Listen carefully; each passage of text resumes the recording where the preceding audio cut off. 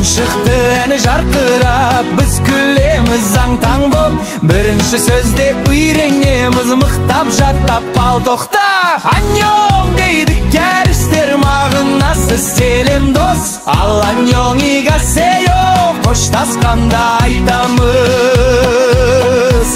Аньон, аньон сәлем дос, көңілді күн басталсын. Келіреніп алайық, кәріс тілін қиналмай.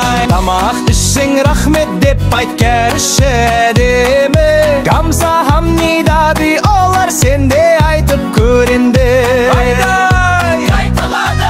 Камса хамнида өтті оңай, жылы сөз ғой расында.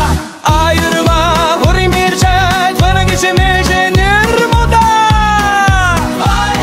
Аньон, аньон сәлем дос.